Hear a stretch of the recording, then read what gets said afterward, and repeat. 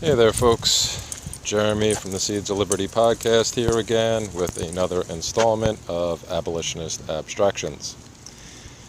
Today I want to discuss another topic that has become very prevalent on the social media sites after the unfortunate death of a California woman by what is being reported as a 5 times deported illegal alien. And of course, this brings the conservatives, many people on the right, even some on the left, out to scream about them illegals and how, the other side now has blood on their hands. And then it obviously eventually shifts to the discussion of welfare and how, these people are getting welfare and how it's so unfair that they get to live for free off of us. There are so many problems with this line of thought. First of all, migration is not a crime. Just because a government edict has declared it so does not make it true. Secondly, and this is a question that I often have for those that want to scream about the illegals, how can a human being be illegal? Now, when I ask this question, the typical responses range from red herrings to appeals to emotion to moving the goalpost. Pretty much a list of fallacies. Just pick one. I'm sure it'll end up in there somewhere. The reason being, there's really no logical answer to that question except they can't be. But it is the terminology that is used.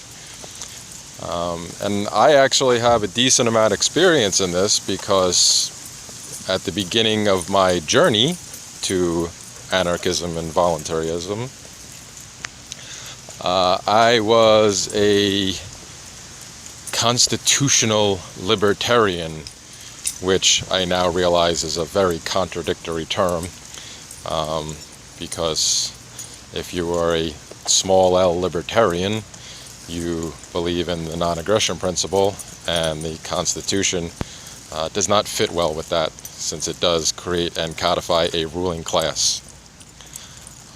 And actually, one of the last pieces I wrote for a website that I no longer have a connection to, and before I finally admitted to myself that I was an anarchist, was on the immigration situation. And I wrote it as more of a Tea Party-esque big L libertarian guy, decrying that the same thing that I now see other people doing. Oh, they steal the jobs, and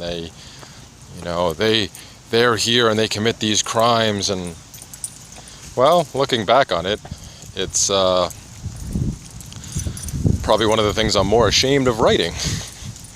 Actually, Larkin Rose had put up a post on social media a month or two ago, maybe, asking anarchists, voluntarists, people of our persuasion to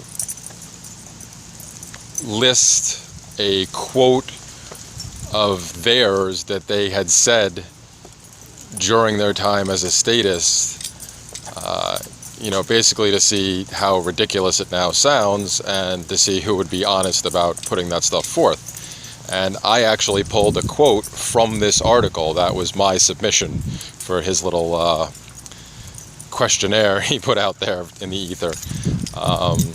And looking back on it, yes, it's quite ridiculous. Because, again, when you ask the question, how can a human being be illegal? The mental gymnastics it takes in order to try to answer that question in any other way than what I said earlier, no, they can't be, is quite astounding, because even the term illegal alien, the only thing that most people can point to, and I myself did this in my time as a statist, is that, well, the Constitution talks about illegal aliens, and so it's not offensive to say. Well, no, it's not offensive, although that's the complaint from the left, that you're degrading these people by calling them illegal. Well, yeah, they're kind of right about that, but not for the reasons that the left believes. It's not a matter of offending people, because frankly, being offended is your problem, not the other guy's. Being offended is always a choice. Some of those choices may be more difficult than others, but it's still a choice. So it's not a matter of these people's feelings being hurt by being called illegal aliens. It's that it's completely illogical to try to deem a human being illegal. So this has become a big thing again, although I guess it has really never gone away, because it just goes dormant for a little while as some other sensationalized news story comes up, and gets pushed to the back burner for a little while.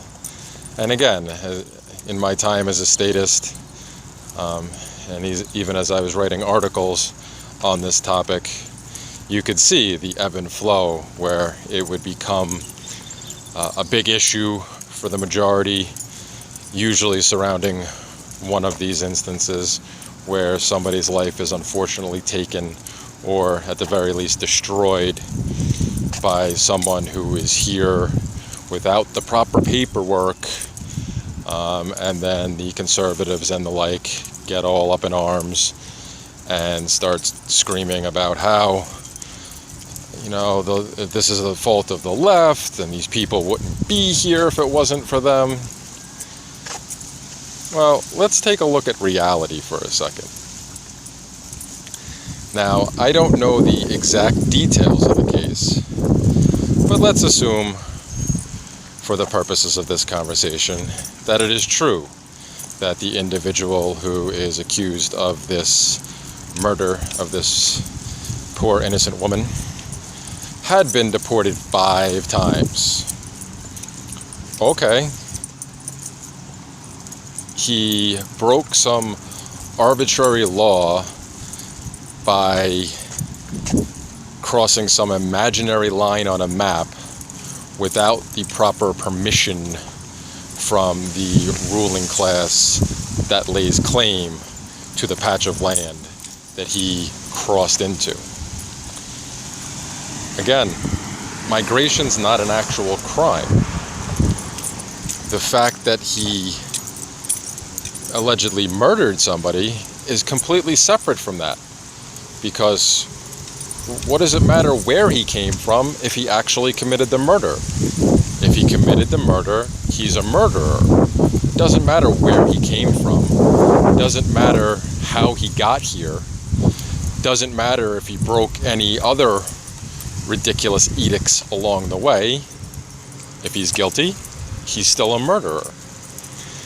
So that should be the focus, not that he got here illegally and he was deported and still came back again. Because just like with the inane rhetoric of terrorism and how we're all supposed to be terrified of these supposed terrorists,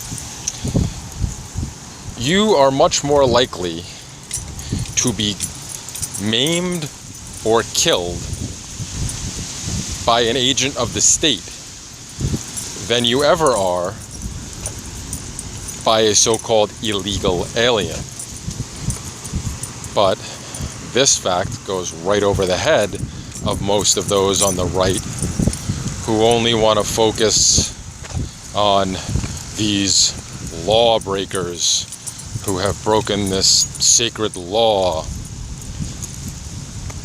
And if you happen to mention to one of these folks that trying to keep people out and claim that certain humans can be illegal because they're not from the patch of dirt that you call home and think of as yours, can sound, well, a little xenophobic, then their defenses get up and they will insist that they don't have a problem with particular people, they just don't want them here. That doesn't sound very different to me, but okay, let's go with them on that they're not being xenophobic and they just want people to follow the rules. Well, there's another problem with that, because they want other people to follow these arbitrary edicts because, well, they have to follow them. Well, that's not necessarily true. You don't have to follow them if you wish to be free. You may end up getting harassed a little bit more if you choose not to follow all the rules set forth by government. But you don't have to. You can make moral judgments and say, well, this particular law is either immoral, illegitimate, absurd, purely for revenue generation. Any of these reasons are quite viable for not following said law, unless, of course, you are so afraid of the possible repercussions that you will kowtow to every law,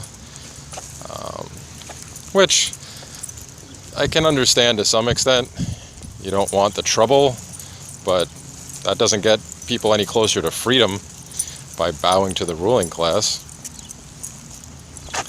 So, again, human beings cannot be illegal.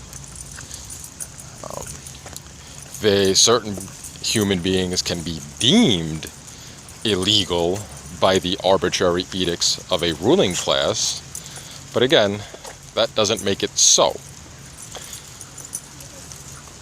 We are all human beings. There are good people, there are bad people. Focusing on the worse people just because they come from another country and haven't followed the proper procedures to come to this country, and trying to generalize an entire segment of a world population due to the actions of a few is, well, nonsense. That's one of the biggest problems within statism as it is.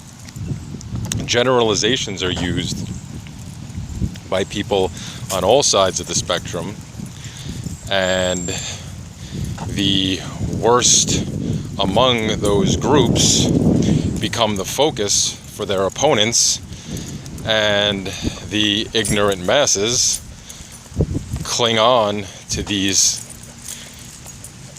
few stories, and they are easily convinced that everybody who falls into that category should be treated the same way, should be looked at the same way.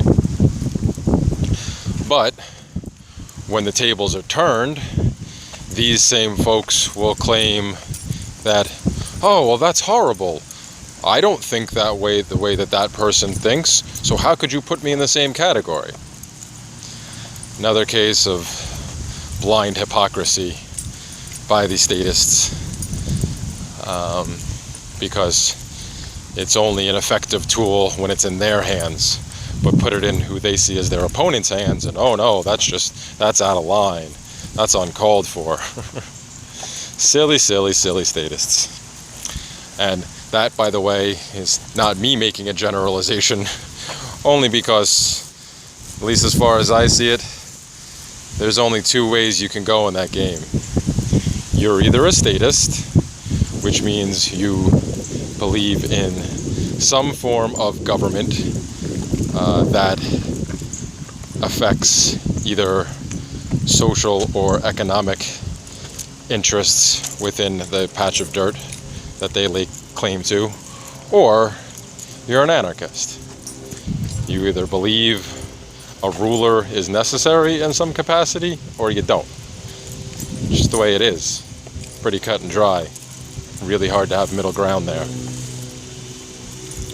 So, I've even tried to engage in some of the people I've come across in social media in the past few days or week or so, whatever it's been, since that unfortunate woman, that woman unfortunately lost her life. And the first question I ask is, well, how can a human being be illegal? And most of them end up attacking me and then blocking me from their social media sites without even answering the question. Those that do go through the logical fallacy list of mental gymnastics to try to defend their position. But they don't want to answer the question, because when it comes down to it, the only, valid, but it's only valid in their minds. It's not actually valid. The only quote-unquote valid reason they can come up with is, well, the government said that they're illegal, so therefore it is. So ridiculous. I will repeat again. Human beings cannot be illegal. Individual human beings can commit aggressive or immoral acts, but a human being cannot be illegal. If you want to fix what you perceive to be the problem, then you need to find the actual source, the root, as it were, instead of striking out at all the branches. Because for a long time, even here in the great old USSA, there wasn't any border, fence. People could just wander over it. That imaginary line. And the lack of welfare programs led them to either try to find work from people who would pay them quote unquote under the table, or they would end up turning around and going back home because they couldn't survive since they were not citizens of this hallowed land. So the welfare system does have an impact on this, where now there's so many programs and it's very easily to get the quote-unquote benefits, whether you're a legal citizen or not. But this is another problem, because that's where a lot of the anti-illegal immigration folks will focus their energy on. Welfare. Oh, it's these illegal aliens, and they're taking the welfare, and they're taking my hard-earned money. They're not really taking anything. The ones that do receive some of these so-called benefits are just taking what they can, but it's the government that takes it from you in the first place, as they extort your money through taxation. The other problem is the focus is always on these, illegals that are using the welfare system as if they are the biggest problem. Well, let's try to look at this logically. What is welfare as most people seem to see it? It is receiving government subsidies, essentially, to help you live. Whether you are someone who is honestly down on your luck, whether you are somebody who has physical or mental disabilities that prevent them from acquiring legitimate work,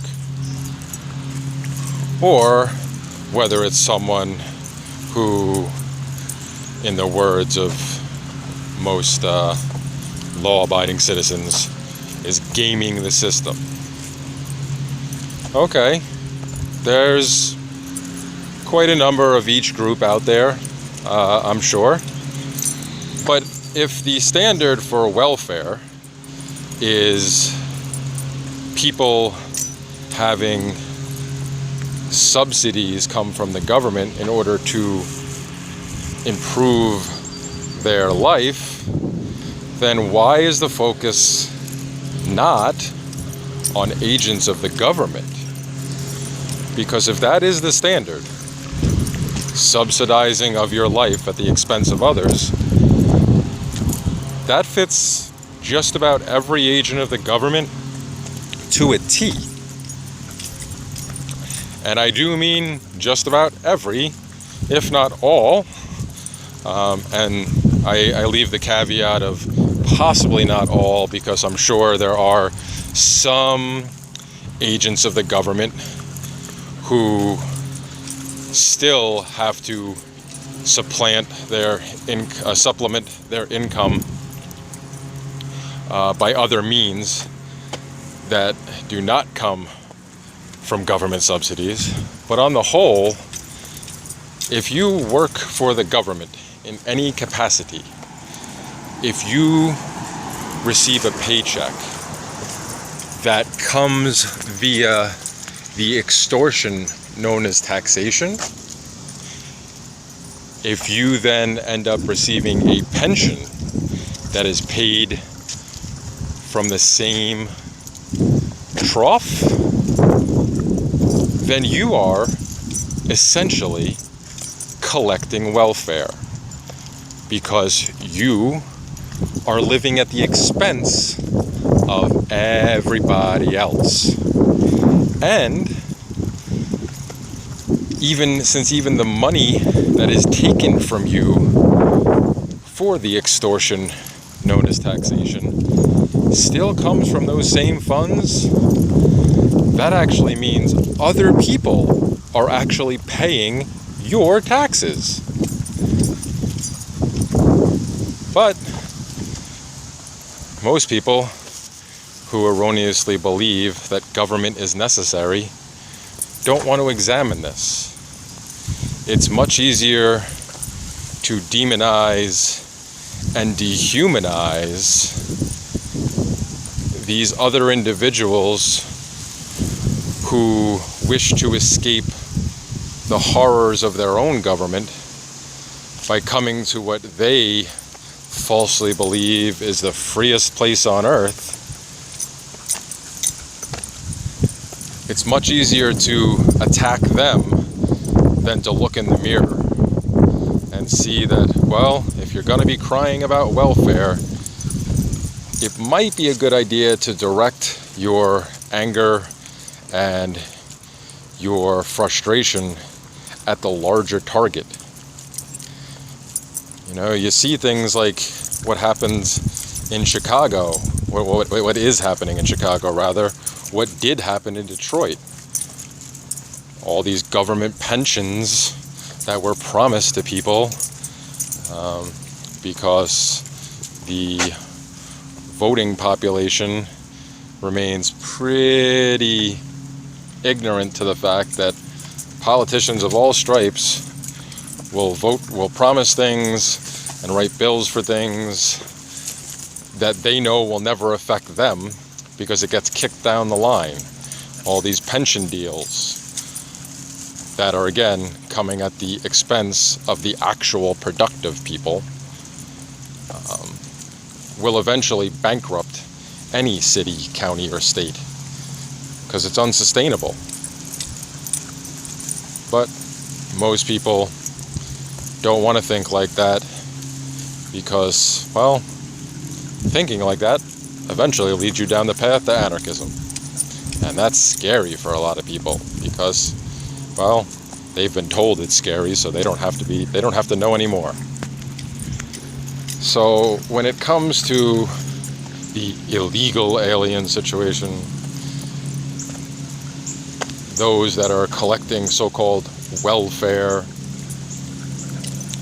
I would advise those that whine and gripe and complain about these things to look at the real problem. Because, again, while it is terribly unfortunate that this young woman and others like her lost their lives or had their lives destroyed due to someone who didn't have the proper paperwork to be in this particular patch of dirt, it's not the root problem. And while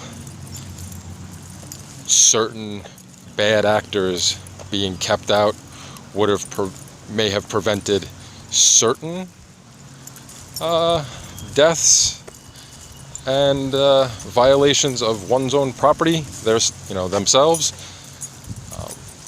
it would still happen to others, because, as I mentioned before, you are much, much more likely to be killed by an agent of the government than you ever are one of the bad actors that have been deemed illegal aliens.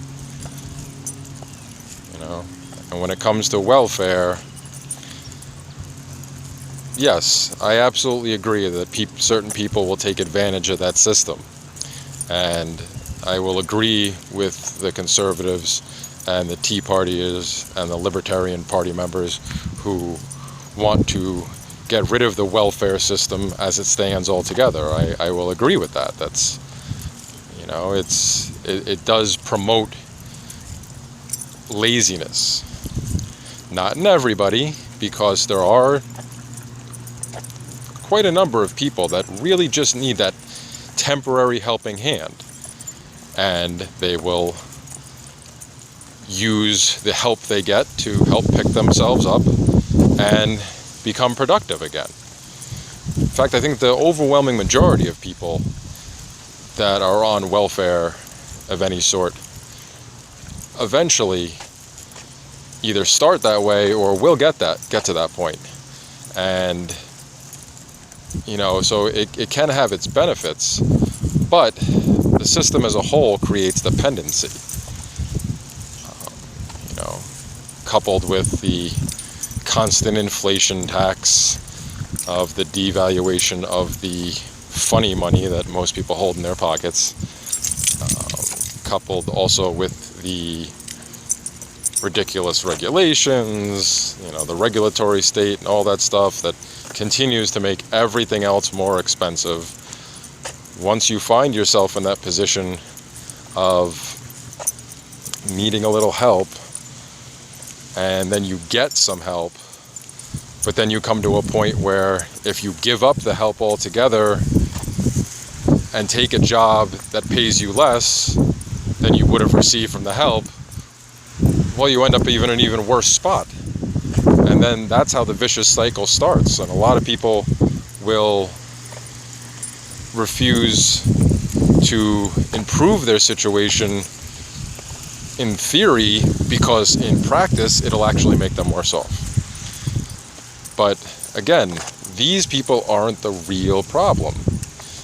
If your issue is with welfare, you really need to look at the agents of the state, because as I laid out, they, on the whole, have their entire lives subsidized by the rest of us. They are the largest welfare class ever. And that is what needs to stop. And as far as the illegals go, again, human beings can't be illegal. So I think that's all I got for today. I thank you guys for watching. As always, Abolitionist Abstractions is covered by the BIPCOT NoGov license. This allows for reuse by anyone except for governments and the agents thereof, those ones we've been speaking about this whole time. You can find out more information about that at bipcot.org. And I'll see you guys next time. Peace.